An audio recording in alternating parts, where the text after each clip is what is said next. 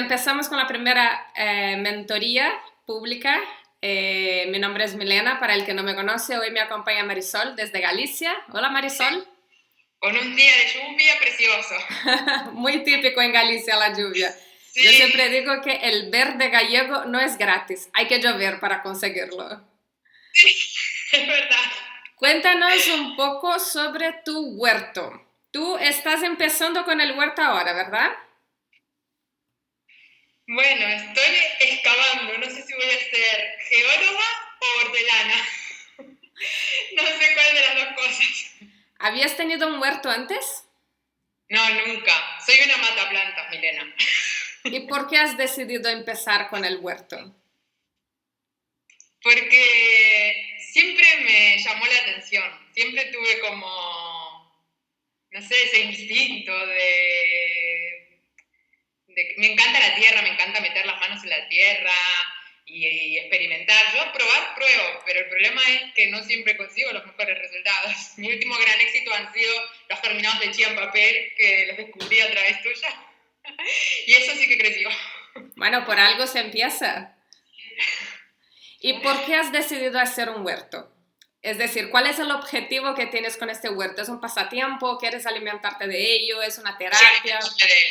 Sí, me encantaría porque baso mi alimentación en frutas, soy vegetariana hace más de 2 décadas y soy un poco meticulosa a la hora de comprar esos alimentos y a veces por las temporadas, bueno, y por todo, a veces no es tan fácil aquí en esta zona tampoco conseguir todo tipo de verduras o ecológicas o controlar los pesticidas que llevan y todas esas cosas. Entonces reconozco que es una herramienta que está al alcance de todos nosotros y que la desaprovechamos, porque en realidad con las cosas que hay hoy en día ni siquiera nos hace falta tener un trozo de tierra o de jardín, en macetas, en bolsas, en cajas, pero a mí me da un montón de miedo. A ver, ¿cuál es el mayor problema que tienes en tu huerto? A ver, ahora mismo, hace un par de años o así, hice una pequeña formación de, bueno, ahora no sé si lo voy a decir bien, cultivos biointensivos. Entonces aprendimos a hacer doble excavación, tuvimos unas horas prácticas, también fue por esta zona, o sea que se supone que el clima acompañaba y el hombre que dio la formación tenía un huerto con todas las letras, así que no es excusa el clima ni nada. Y bueno, aprendí, claro, lo que pasa es que la teoría es muy fácil, pero cuando lo queremos hacer en casa no todo funciona igual. Aprendí lo de la doble excavación y siempre me estoy por poner. El jardín de casa tiene césped y no es que esté con plantas ni nada, pero no quería destruirlo. Y siempre por una cosa y por otra todo el mundo me decía, eso da un montón de trabajo, vas a tener que dedicarle un montón de esfuerzo, no te pienses que creces solo. Bueno, excusas que nos vamos poniendo unos a otros y a nosotros mismos y nunca lo comencé. Y digamos que este periodo de cuarentena, al hacerme estar en casa, me ha dado a mí y a mi jardín la oportunidad de crecer. Entonces me puse con la excavación. Tengo un bancal, o sea, 1,20 m. Tengo un cuadrado de 4 metros por 4 metros. Es por donde voy a empezar. Vale, Pues tengo entonces, ¿quieres empezar cultivando en bancales? Me imagino que no tendrás la intención de volver a remover esta tierra en un futuro, sino que quieres mantener el bancal con su altura, ¿cierto?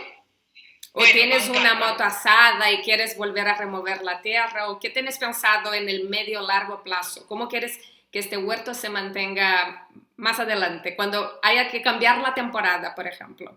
Vamos a ver, bancal. Yo le llamo bancal porque hice una doble excavación en 1,20 m de ancho por los 4 metros de largo. Y tengo hecho ahí la zanjita de separación y un pasillo de 50 centímetros. Eso es lo que tengo. Ahora me queda el resto para hacer bancales, entre comillas. No los tengo separados, ni delimitados, ni nada. Encontré muchísimas piedras, grandes, enormes. Me costó un montón de trabajo sacarlas, planchas de cemento que habían echado. Entonces, ahí estoy. Tengo en unas cajas con sustrato algunos plantines que compré que creo que me miran como pensando, a ver chica, ¿cuándo va a llegar el momento de que necesitamos tierra para echar nuestras buenas raíces? El plan sería, bueno, delimitar bien esa zona, ahora mismo lo que pensé que iba a ser más fácil, lo de la excavación, y entonces fui, ya te digo, así de tirada para adelante y compré los plantines. Entonces tengo berenjenas, tengo tomates, pimientos, fresas que los puse en macetas colgantes porque no, como andaba excavando no quería tampoco después moverlas. Y algo más para... guisantes, que compré unos últimos plantines que quedaban, que no sé si van a sobrevivir a esta lluvia de estos últimos 3 días. Y algo más, pero ahora no me acuerdo. Y lechugas y canónigos, que ya maté algunos, y ahora les puse un techito, para que no se mueran. Y parece que van mejor. Ahora todo eso lo tengo que trasplantar. Miedos, inseguridades y dudas, ¿cómo los asocio? Si en esta tierra van a crecer, porque mi vecino me vio la tierra y me dijo, pero tienes que sacarle todas esas piedras que aún le quedan a esa tierra. Le eché sustrato por encima, tengo humus de lombriz comprado, pero no me atrevo venga, vamos a ponerlos. Vale, lo primero que quiero tranquilizarte es que cualquier tierra, por muy mala que sea y por muchas piedras que encuentres, puede servir para cultivar. Es verdad que cuando empiezas un nuevo huerto, la tierra siempre parece muy mala, sobre todo si no has cultivado nada antes. Pero año tras año, cada vez que cambies de temporada, cada vez que vuelvas a abonar la tierra, verás que esta tierra se va volviendo mejor. Dentro de 10 años eso estará pura mantequilla. Ahora mismo no va a salir nada tan bueno y tan perfecto como saldría dentro de 10 años. ¿Por qué? Porque es un proceso. El huerto no es algo que la gente crea hoy y mañana te da frutos, sino que es un proyecto a medio o largo plazo. Entonces, ahora mismo, yo que tú no me preocuparía con las piedras. Si hay piedras gigantes y las puedes quitar, mejor. Sí. Pues si puedes quitarlas, mejor, pero tampoco tienes que tener una piedra con una tierra con 0 piedras. ¿Por qué? Porque al final también estas piedras van a ayudar a que el suelo esté menos apelmazado. Si fuera todo muy finito, se apelmazaría mucho más fácilmente. Yo estuve en un campo de lúpulo aquí en La Rioja que tenía unas piedras de ese tamaño y no veas el tamaño que habían crecido el lúpulo. Es decir, que las plantas pueden crecer en un suelo que tiene piedras. A no ser que quieras poner zanahorias ahí, entonces va a ser un poco más difícil. Pero con las berenjenas no habrá problema. Lo segundo, ¿qué tipo de suelo tienes? ¿Es un suelo más suelto tirando a una arena? ¿Es un suelo más rojo como una arcilla? Sí, justo, sí. Es arcilloso. Tengo algunas fotos. Es como color ladrillo, anaranjado. Vale. Y compacto. Y muy húmedo. El suelo arcilloso, como todos los suelos, tiene ventajas y tiene desventajas. La ventaja es que retiene mejor los nutrientes y retiene mejor la humedad. Tiene más nutrientes que el suelo arenoso, pero la desventaja es que si está muy mojado, se vuelve barro y esto puede ahogar las raíces de las plantas. Y en verano, si se seca demasiado el suelo, esto se vuelve un bloque de piedra y es imposible trabajarlo. Entonces, la mejor forma de ir transformando este suelo poco a poco y con poco trabajo además es poner una buena capa de acolchado. Si tienes acceso a paja o a césped, cuando cortes el césped, hojas secas, corteza de pino, cualquier materia vegetal que puedas usar para acolchado, lo mejor desde luego es la paja y yo creo que es lo más barato. Pon una buena capa de paja encima de estos bancales que estás preparando. No sé si has visto unos stories que publiqué del huerto que estaba preparando, que ahora no puedo ir por la cuarentena, pero espero volver pronto. Justamente lo que hice fue lo que tú estás haciendo, que son unos bancales un poco elevados, pero sin las baldosas. Entonces, lo voy excavando por el lado y echando la tierra en medio y por encima puse la capa de paja. A donde no hay paja, esto se secó y se volvió un bloque duro. Y a donde hay la paja estaba la tierra bien suelta, llena de lombrices, justamente porque la paja, además de proteger el suelo, para que el sol no mate los microorganismos del suelo, lo mantiene húmedo y además ayuda a que las lombrices puedan seguir trabajando, que es lo que queremos. Lo segundo, puedes empezar a plantar ahí. Mi consejo es que cuando hagas el agujero para poner la planta, en vez de esparcir el sustrato y el humus de lombriz por todo, porque te vas a arruinar ahí esparciendo y tendrás que mezclarlo todo bien y para eso vas a necesitar alguna máquina, Puedes usar una técnica que lo hacen mucho en África. Hacen un buen agujero, llenan ese agujero de buen sustrato y de buen estiércol. En el caso de África, lo llenan de estiércol directamente y meten las semillas. Y entonces esperan que cuando venga la lluvia, crezcan ahí las plantas. Pero en tu caso, lo que puedes hacer es poner en este agujero, haz un agujero un poco más grande de lo que harías para plantar normalmente. Vas a poner el sustrato dentro de este agujero con el humus de lombriz y vas a poner la planta ahí. Entonces la planta tendrá ahí una capa inicial interesante para crecer y luego a medida que vaya cambiando la temporada vas a ir mezclando esta tierra buena con la tierra arcillosa y año tras año la tierra se va volviendo más oscura.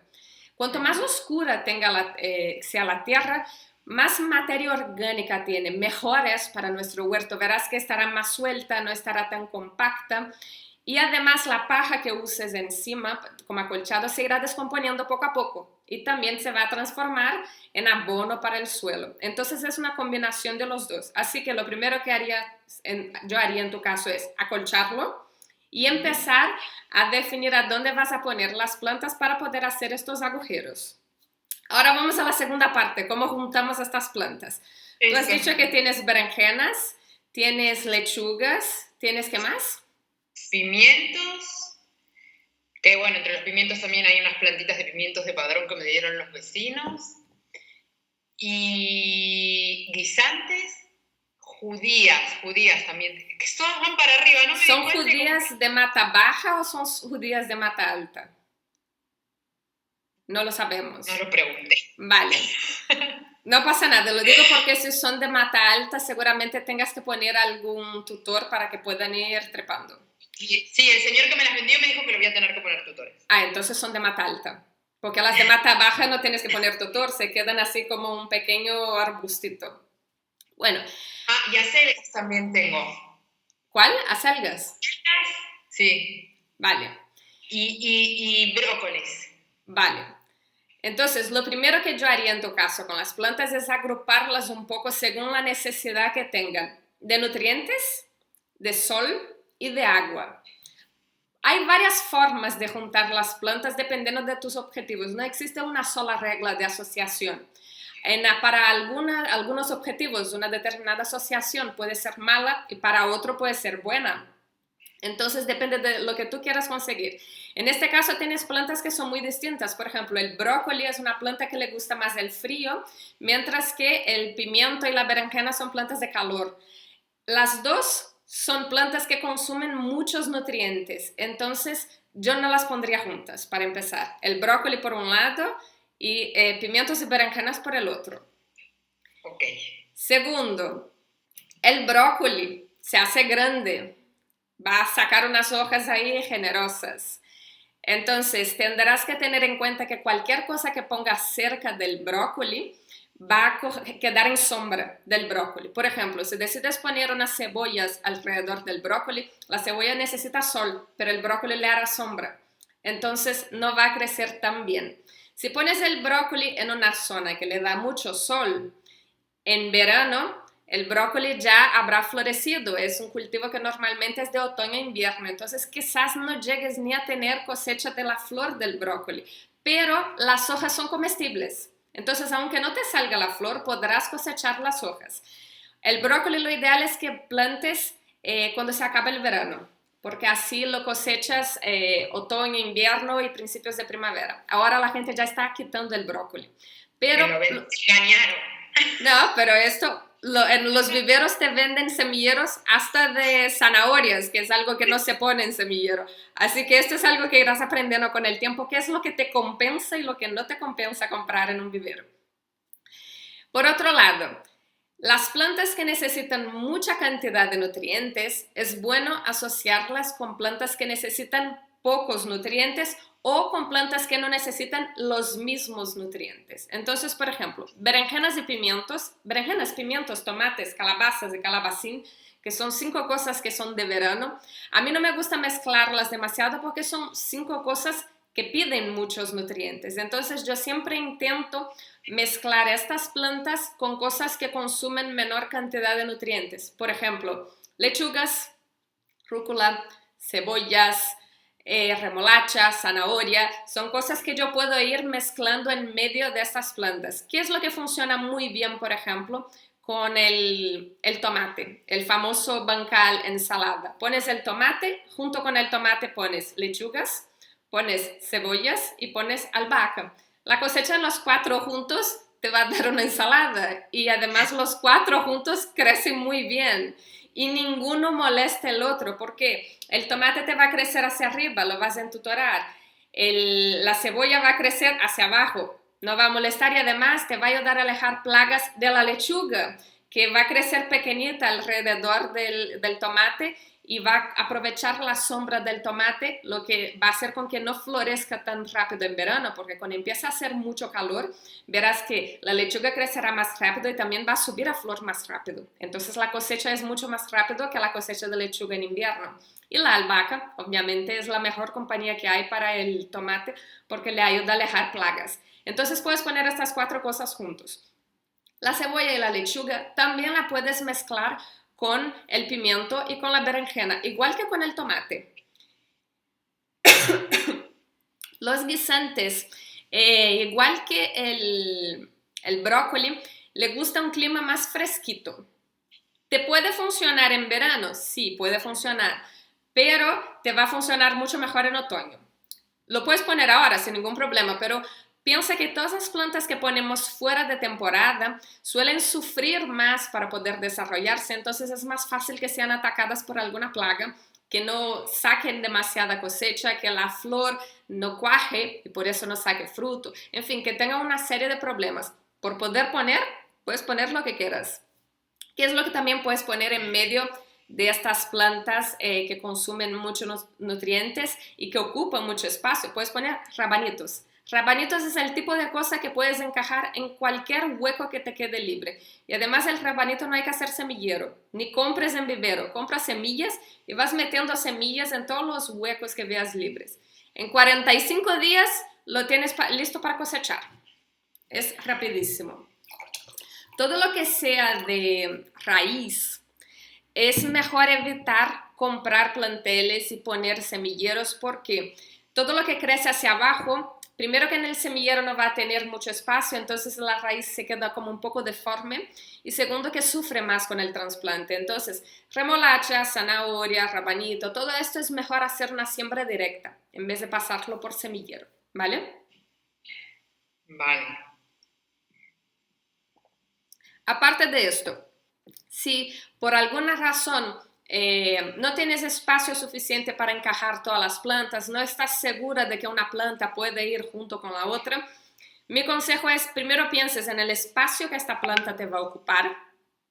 Si una planta va a hacer sombra a la otra, entonces tendrás que saber de qué lado te sale el sol y de qué lado se pone el sol para saber de cuándo una puede hacer sombra a la otra. Por ejemplo, si tienes que poner un tutor para las alubias no, ¿cómo es? Las judías.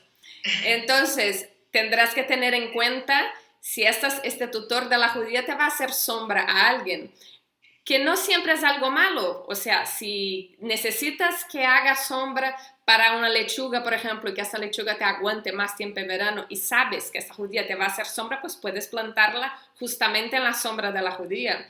Entonces es importante saber lo que va a llegar a crecer cada una de tus plantas para poder combinarlas entre ellas. Entonces, por ejemplo, si vas a poner calabazas y la calabaza no la vas a entutorar, sino que quieres que crezca por el suelo, ella se va a arrastrar por el suelo. ¿Qué es lo que podrás combinar con calabaza? Algo que crezca hacia arriba, como por ejemplo maíz.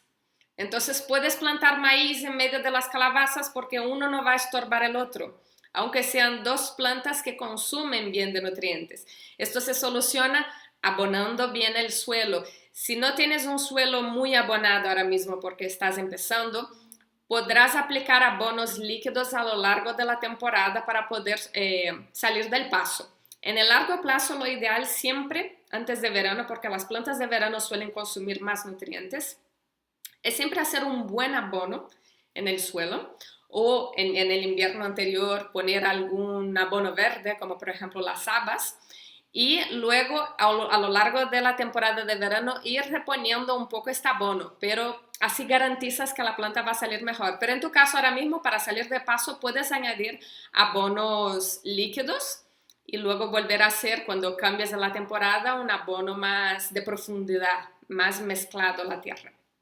¿Vale? Cuéntame, más dudas que tengas. Tengo también una cosa que descubrí el otro día, muchas hormigas. Pero las hormigas te están atacando alguna planta. Donde las vi tengo unas plantas de frambuesas, bueno, frutos rojos, frambuesas, arándanos, grosella, y creo que hay una que es verde, pero no sé el nombre. Es como una grosella, pero verde. Porque las hormigas por sí solas no son algo malo para el huerto.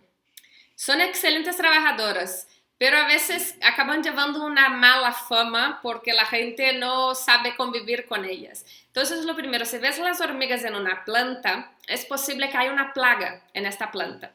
Y las hormigas... Sí que está. ¿Y qué? En la frambuesa está empezando a tener flores y fue donde las vi el otro día. Pues van detrás del néctar de las flores. Ellas van a lo que es dulce. Entonces, cuando empiezan a florecer, las hormigas van detrás de las flores para poder recolectar este néctar. Si hay pulgones o si hay cochinillas o si hay mosca blanca, ellas van detrás de la plaga para poder alimentarse de esta melaza, pero ellas no van a atacar la planta. Entonces, hay formas de distraer a las hormigas para que ellas no molesten. Por ejemplo, si ellas van detrás de una plaga, tú lo que tienes es que tratar la plaga y las hormigas se van a marchar. Si ellas van detrás de la flor, lo que tienes que hacer es plantar más flores en tu jardín para poder distraerlas. Si ellas tienen suficiente alimento por otros lados, no van a ir a tu huerto, sino que van a ir a otras flores. Además, las hormigas suelen crecer en suelos que son muy secos y muy pobres en materia orgánica. Si tú tienes un suelo que no has cultivado en mucho tiempo, que además es arcilloso, para ellas es perfecto para construir sus túneles porque es un suelo más compacto, entonces el túnel no se va a derrumbar. A medida que vayas trabajando este suelo y vayas aportando mayor materia orgánica, ellas solas se van a ir a otro lado. ¿Qué puedes hacer un poco para salir de paso? Dale de comer a estas hormigas. Entonces pon un puñado de sésamo cerca de su hormiguero para que ellas se distraigan recogiendo este sésamo y llevándola dentro del hormiguero. Hay algunas personas que ponen arroz, puedes poner un puñadito de azúcar, en fin, que hay varias técnicas para poder distraer a las hormigas, pero ya te garantizo que no existe ninguna para eliminar hormigas al 100%, porque cuando la eliminas de un lado, ellas van a hacer el hormiguero del otro lado, pero no se van a ir. Entonces tenemos que aprender a convivir con ellas y a entender qué es lo que están haciendo las hormigas en nuestro huerto y cómo puedo enviarle a otro lado, ¿vale? Entonces en este caso, si ellas van a por las flores, es porque les encantan las flores recién abiertas. Planta flores. Planta más flores esparcidas por el jardín. Entonces planta flores en otros rincones del huerto para que ellas tengan una barra libre de flores y no se concentren todas en la misma planta. Hay algunas variedades de hormigas que suelen sacar trozos de hojas, pero estas hormigas son más de zonas tropicales, no es tanto aquí en España, no la vemos tanto, son unas hormigas bastante gordas. Incluso estas hormigas que cortan los trozos de las hojas, normalmente cortan las hojas que tienen algún tipo de hongo para alimentarse del hongo. Entonces tú piensas que la hormiga está todo el rato trabajando en sobrevivir y en ayudar a que el hormiguero tenga alimento. Si entiendes la lógica de la hormiga, es fácil llevarla hacia el otro lado. Y con el tiempo, cuanto más suelto esté el suelo de tu huerto y con mayor cantidad de materia orgánica, peor va a ser para ellas hacer hormiguero ahí. Entonces, ellas solas van a buscar otro rincón para hacer hormiguero y otro sitio donde podrán alimentarse. Más cosas. Tengo canónigos también. ¿El canónigo se entra como la lechuga? ¿También lo puedo tratar como las lechugas? Sí, el canónigo de hecho es una planta que le gusta bastante el frío. Crece muy bien en el frío, le gusta la lluvia. Puedes ponerlo ahora sin ningún problema. Crece un poco lento, pero crece. Y lo puedes tratar un poco como la lechuga, es decir, de ponerlo en todos los rincones que te queden libre. Si lo pones en pleno verano, cuando hace mucho calor, lo ideal es que busques una zona de sombra. Si lo pones en invierno, cuando hace mucho frío, lo puedes poner a pleno sol. Entonces es de estas plantas, igual que la lechuga, igual que el rabanito, igual que la cebolla, que te sirve un poco para ir rellenando estos huecos que se van quedando libres en tu huerto.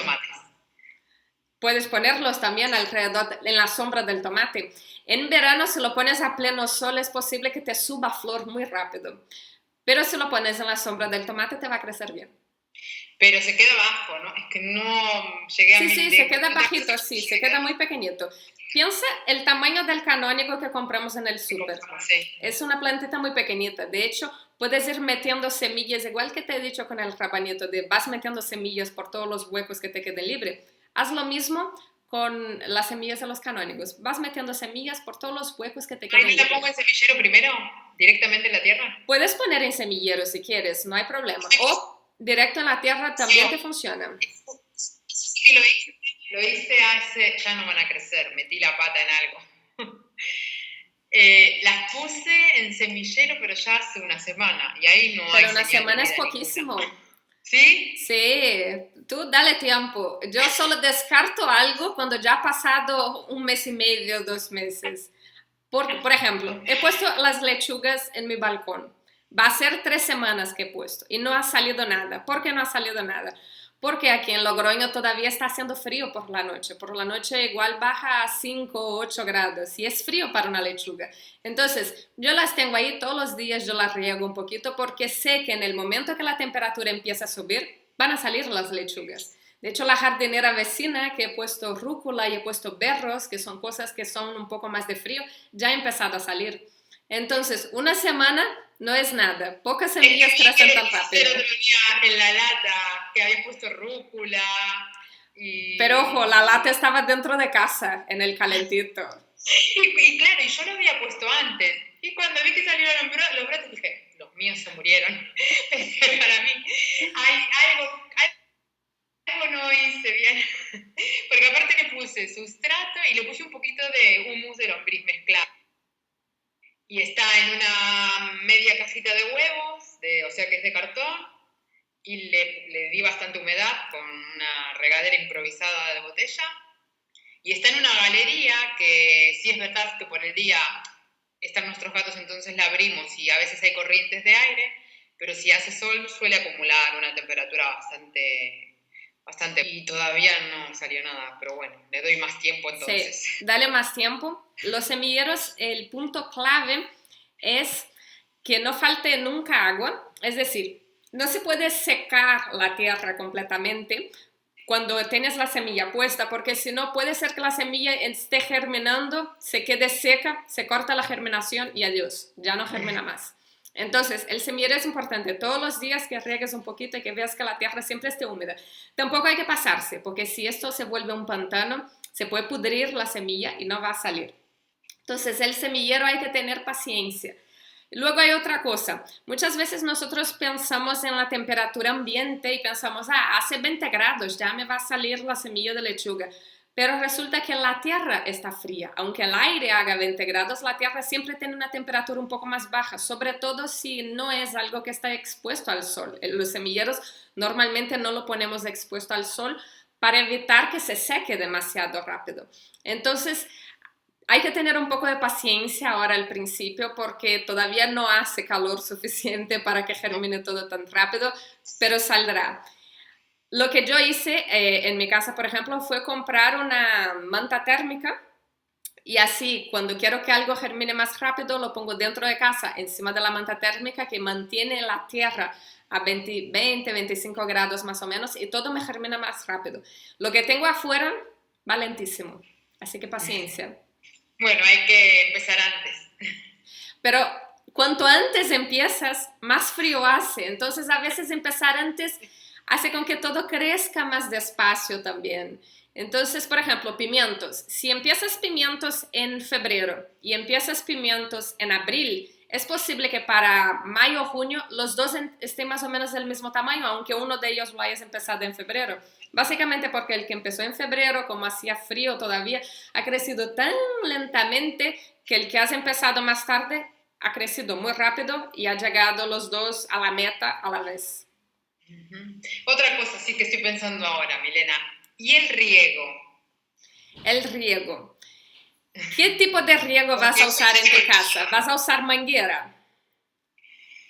Yo pensaba que sí, pero no sé si le hace daño a las hojas o si todas las plantas se pueden regar, si lo más aconsejable es regar con agua desde, o sea, como a la lluvia de la manguera o mejor en la raíz, en el tallo.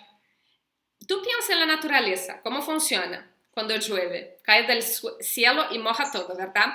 ¿Cuál es la diferencia principal que tienes que tener en cuenta con la lluvia del cielo? Que cuando va a llover, se nubla todo, ya no hay sol, la temperatura baja un poco y entonces llueve. Entonces, si vas a regar con la manguera, es muy importante que no riegues en plan mojando todas las hojas a pleno sol de las 12 del mediodía. ¿Por qué? Primero porque puedes provocar un choque térmico en la planta. La planta está ahí a pleno sol, calor y de repente vienes con la manguera fría y da un choque térmico en las hojas, en la planta. Segundo, que las gotitas que se quedan sobre las hojas, esto no pasa en todas las plantas. La col, por ejemplo, escurre muy bien el agua. Pero las gotitas que se quedan encima de la hoja, por ejemplo, de los pimientos, pueden hacer un efecto lupa. No pasa siempre, pero puede pasar. Y con este efecto lupa, esta gotita con el sol puede terminar quemando la hoja. Y tercero, que humedad con calor puede salir hongos. No pasa siempre, repito, pero puede salir. Entonces, lo ideal es que riegues siempre a primera hora del día o a última hora del día, cuando no haya sol fuerte. Y así además la planta podrá absorber mejor el agua, no va a sufrir ese choque térmico, se va a evaporar menor cantidad de agua, porque si riegas a mediodía cuando hace mucho calor, la mayor parte del agua se evapora. Entonces, ¿puedes regar con la manguera? Sí, no hay ningún problema. Pero siempre respetando esto, los horarios, regar cuando no haya sol. Puedes regar directo en el suelo, puedes regar las plantas así por encima, es indiferente. Pero claro, por ejemplo, si tú tienes un tomate lleno de hojas y lleno de frutos, yo, por ejemplo, evitaría regar toda la planta así por encima, sino que regaría directamente el sustrato. Pero si tienes zanahorias plantadas en el suelo, vas a tener que regar las hojas de cualquier forma porque está todo cubierto, ¿sabes? Entonces no existe una regla. De poner acolchado, en el acolchado, que ya tengo la paja para hacerlo, ¿qué hago? Dejo como una pequeña circunferencia para poder regar directamente o pasa bien el agua todo, puedes acolchar todo y mojar por encima del acolchado. Una cosa importante, todo lo que vayas a sembrar directo en el suelo, como por ejemplo los rabanitos o una zanahoria, en esta zona es preferible que el acolchado sea muy finito o que casi no haya acolchado. ¿Por qué? Porque el acolchado va a bloquear cualquier semilla que intenten hacer. Por eso es bueno para poder bloquear las malas hierbas que intentan crecer por todo el jardín. Entonces, a donde hayas hecho siembra directa puede ser que no salga si el acolchado es muy grueso. Pero alrededor de un tomate, por ejemplo, de una berenjena, puedes poner un acolchado de unos 3 o 4 dedos, así generoso, que es para mantener la humedad. Sobre los riegos, cuando es preferible regar un día sí, un día no, o un día sí, 2 días no, pero de forma intensa, es decir, empapar bastante la tierra, en vez de todos los días regar solo un poquito. ¿Por qué? Sobre todo en verano. En invierno no hace falta regar con tanta frecuencia. ¿Por qué? Si solo riegas un poquito cada día, corres el riesgo de que solo mojes la parte de arriba del suelo y que la parte de abajo se quede seca. Entonces las raíces se van a desarrollar solo en la parte de arriba. Y si un día, por ejemplo, no puedes regar o hace mucho calor, esas raíces se van a secar mucho más rápido y la planta va a sufrir con el estrés hídrico, lo que te puede traer otros problemas. Pero si haces un riego generoso que empapa bien el suelo hasta las profundidades, la raíz se va a bajar en busca de más humedad. Entonces, si hay algún día que no riega o que hace mucho calor, la raíz ha crecido tan profundo que no va a sufrir porque ya tiene de dónde sacar humedad. Y además, el acolchado te va a ayudar justamente esto, mantener toda esta humedad del suelo y que la planta no sufra con un estrés hídrico, sobre todo cuando llegue el verano. Así que puedes regar con la manguera sin ningún problema, pero usando un poco el sentido común, dependiendo de qué planta tienes, de qué clima hay en el momento que estés regando, decidir si quieres regar en plan lluvia o si prefieres regar directo en el suelo, si vas a hacer un riego más intenso, un riego más corto.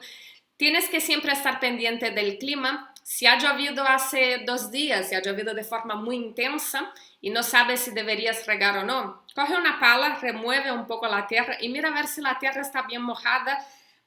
Remueve como un palmo así de profundidad y así vas a ver si la tierra sigue húmeda por dentro o si está muy seca. Y eso te ayudará a decidir si tienes que regar de nuevo o no y con qué cantidad tendrías que echar de agua para poder empapar bien el suelo. Entonces, de nuevo, en el huerto no hay reglas, tienes que ir probando dependiendo de tu clima. Por eso yo digo que vas a tener que matar muchas plantas y vas a cometer muchos errores hasta que encuentres no la fórmula perfecta del huerto, sino la fórmula que funciona mejor en tu huerto, con tu clima, con tu suelo, con tus condiciones climáticas. No hay una regla que funcione para todo el mundo igual. Y bueno, hice ahí un medio experimento cuando empecé con todo esto y ahora vi unos vídeos que no tengo ni idea de las temporadas, ya te digo. Porque tenía unas patatas que había comprado que se habían germinado, eran unas patatas especiales que compré y se germinaron. Y cuando las vi germinadas, pensé para mí, uy, no las voy a usar y las voy a plantar. Entonces, yo tenía en mi cabeza de haber visto aquí a alguien plantar y las metían, las enterraban un poquito y así ese mismo brote después hacía salir las plantitas para arriba. Entonces, de forma experimental, cuando empecé a excavar todo, lo puse en una maceta de estas que son alargadas, de balcón, de esas, y los llené de sustrato con un poco de abono mezclado y las enterré ahí, pero como pensando, bueno, después les busco un lugar.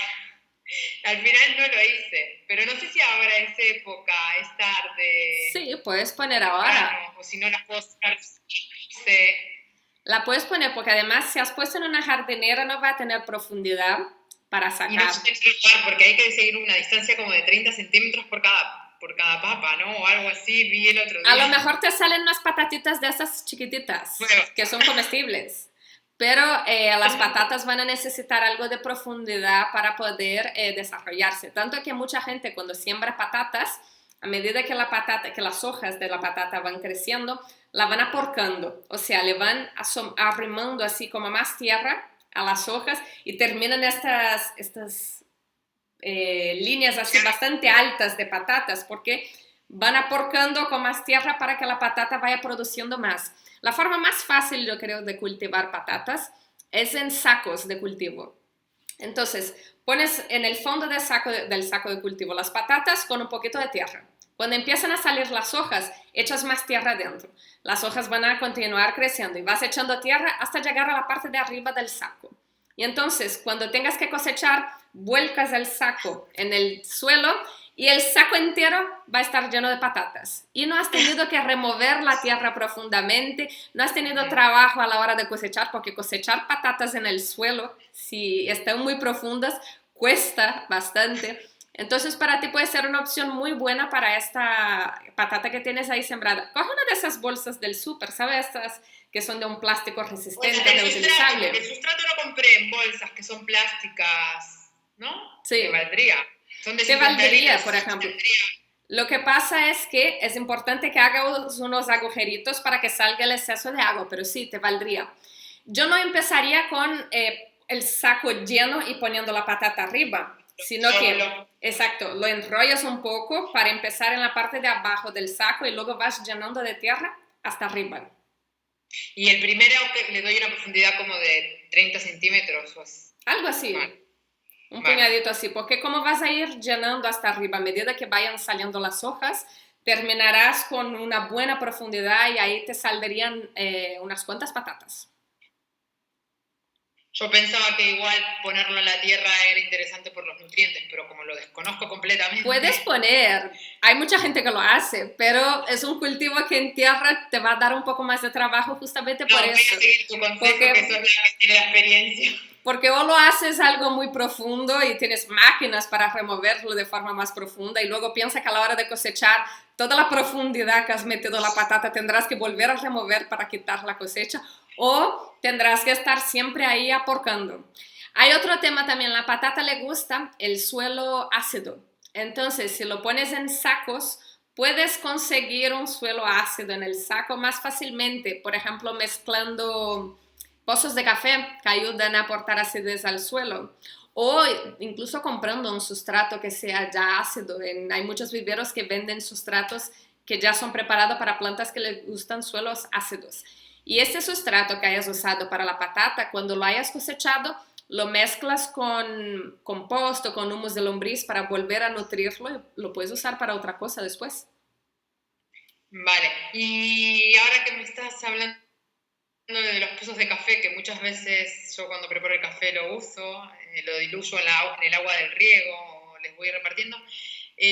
También leí que era bueno para el tomate, o que era interesante aportarle calcio a la tierra, ¿no? Entonces tengo guardadas un montón de cáscara de huevos, y que alejaban los caracoles. Sí y no, hay muchas utilidades para las cáscaras de huevos. Lo de los caracoles yo lo tengo comprobado que no funciona siempre. Pero, a ver, poniendo un buen acolchado, va a ser más difícil para los caracoles pasearse sobre este acolchado. Así que no vas a tener tanto problema. La cáscara de huevo, ella tarda unos meses en ser absorbida por la tierra. Entonces, lo ideal sería que lo tritures con una licuadora hasta hacer un polvo. Y este polvo lo mezcles con el sustrato. Y poco a poco se irá absorbiendo. Pero muchas veces el problema del calcio en tomates y pimientos no es tanto que falta calcio en el suelo, porque si abonas con humus de lombriz, el humus de lombriz también va a aportar calcio. El problema suele ser cuando la planta sufre un estrés hídrico, es decir, cuando tú no estás regando bien y la planta pasa periodos de sequía. ¿Por qué? Los nutrientes del suelo para que la planta pueda absorberlos tienen que estar diluidos en agua. Si el suelo está seco, la planta no podrá absorber los nutrientes. Y tanto el tomate como el pimiento son cultivos de verano que no toleran la sequía. Entonces, a veces el suelo está bien nutrido, pero la planta está pasando por un estrés hídrico, no ha podido absorber el calcio adecuadamente y entonces es cuando empieza el problema de la podredumbre apical, que es cuando el culo del tomate o el culo del pimiento se queda negro y se echa a perder el fruto. Por eso la gente siempre dice, hay que echar calcio al tomate. Hay que abonar el tomate con un abono completo y luego regar bien. Pero solo echar la cáscara de huevo triturada no te va a solucionar el problema. Sobre todo si la echas cuando el problema ya existe, porque la cáscara de huevo va a tardar meses en que la planta pueda absorber el calcio. Así que sí es bueno que lo tritures y que lo eches. Además es una cosa menos que estás echando la basura. Tu suelo en el largo plazo te lo agradecerá. Pero no pienses que es algo milagroso, que lo vas a echar hoy y mañana estará solucionado el problema, ¿vale? Vale. Y una cosa que también que vi el otro día, que no sé si se hace o si es recomendable o no. Bueno, como mis bancales no están delimitados, sí que yo vi unas imágenes cuando fuiste al huerto. No recuerdo muy bien, pero creo que más o menos serán así. O sea, tienen una zanja, cabe una zanja, y entonces, claro, el bancal está un poco elevado, como unos 20 centímetros, aún me falta que le pensaba poner una capa de sustrato. En esa zanja que queda, en la más profundidad, en la división que queda entre el pasillo y el bancal, hay gente que pone plásticos o malla geotextil o así. ¿Qué sentido tiene? Hay gente que pone plásticos para evitar que crezcan malas hierbas, pero a mí la verdad no me gusta mucho porque al final acabas sofocando un poco toda la vida, todos los microbios, los microorganismos que hay en el suelo. Imagínate este plástico negro en pleno verano cuando le da bien el sol. Entonces, si vas a poner acolchado, acolcha todo, pasillos incluidos. ¿Qué es lo que voy a hacer yo en mi huerto? Mi idea es acolcharlo entero y en los pasillos por encima de la paja yo quiero poner unos ladrillos para que yo pueda pisar los ladrillos y caminar por estos pasillos, pero al menos la paja deja que el suelo respire, se transforma luego en compost, no voy a sofocar los microorganismos y además la paja ayuda a atraer a otros microorganismos descomponedores que hacen con que la vida del suelo esté más rica. Cuanto más rica esté, mejor, porque al final son estos microorganismos los que van a transformar toda la materia orgánica del suelo en los nutrientes que las plantas necesitan para sobrevivir. Y bueno, lo iré descubriendo, porque ya te digo que lo voy a poner en práctica, ya tengo mi alpaca de paja ahí para cuando pues acolcha todo ya. A mí lo único que me falta es ahí hacer el plan de animarme, donde el pimiento, donde el tomate, donde... la paja hay que ir renovándola, se va descomponiendo, claro. Se va descomponiendo y es bueno que se descomponga porque se va a transformar en compost encima del suelo. Entonces verás que a medida que va pasando el tiempo, esta paja va bajando el nivel. Antes sería algo así, va a llover, se va a descomponer y va a ir bajando. Lo que harás con el tiempo es añadir más paja encima. Puedes acolchar antes de poner las plantas. Lo que puedes hacer es acolchar todo y en el momento que vayas a plantar, alejas un poco la paja, haces un agujerito en medio y metes ahí la planta. ¿Ves? Sencillísimo. No puse la paja porque el otro día vine toda decidida y la iba a poner porque dije, bueno, así la tierra también va como ganando microorganismos, claro, ¿no? Hasta que no plante. Pero después pensé, uy, ¿cómo voy a...? No, puedes ponerla. Pensé que me iba a hacer... Porque, claro, y las lechugas que tengo son muy pequeñitas. Pero en el momento que vas a poner la lechuga, alejas un poco la paja, haces un agujero así un poquito más grande para que quepa la lechuga. Si ves que el nivel de la paja es muy alto para el tamaño de la lechuga, puedes reducir un poco el nivel alrededor de la lechuga solo para que la lechuga reciba suficiente luz. Pero en el momento que la lechuga empieza a crecer, ella va a ser más alta que la paja. ¿Y los canónigos? Los canónigos, si lo vas a sembrar directo en el suelo, no vas a poder poner paja, o puedes poner, pero una capa muy finita. Los tengo de vivero. Vale, entonces, si los canónigos son pequeños, vas a poner una capita de paja más finita. Vale. Para que no cubran demasiado los canónigos y ellos reciban luz. Vale, pero no les dejo un espacio para que se...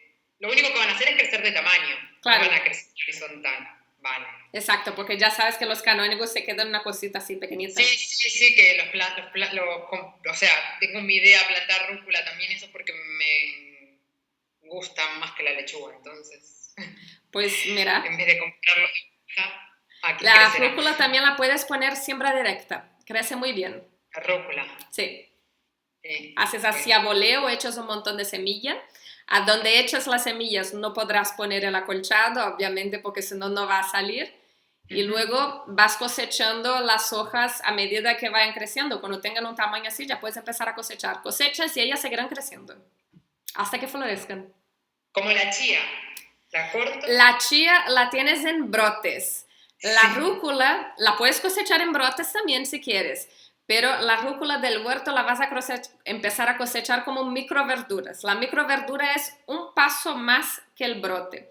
El brote son los cotiledones, que son las 2 primeras hojitas. A partir de la tercera hoja, que ya es una hoja definitiva, si la cosechas pequeña, es una microverdura. Si la cosechas grande, ya es verdura normal, en su tamaño normal. A que la corto y después ella vuelve a crecer. Exacto. Si la cortas como brotes, que son las 2 primeras hojitas, la cortas y no vuelve a crecer. Pero si cortas la microverdura, es decir, si has cortado unas hojitas, pero todavía en la misma planta queda alguna otra hoja, entonces sí, seguirá creciendo y te dará más hojas. Eso también pasa con las acelgas, con la lechuga, con las acelgas, con el kale, con un montón de plantas. Tengo también. También puedes poner el kale y te aguantará hasta que empiece a hacer calor, porque cuando empiece el calor es posible que florezca. Y cuando las plantas empiezan a florecer, esas de hoja, el sabor ya cambia y no es tan interesante. Ok. Bueno, ¿vale? Ahora tengo que ponerme a... Pues te pones con el huerto, me vas enviando fotos para que vea cómo va avanzando.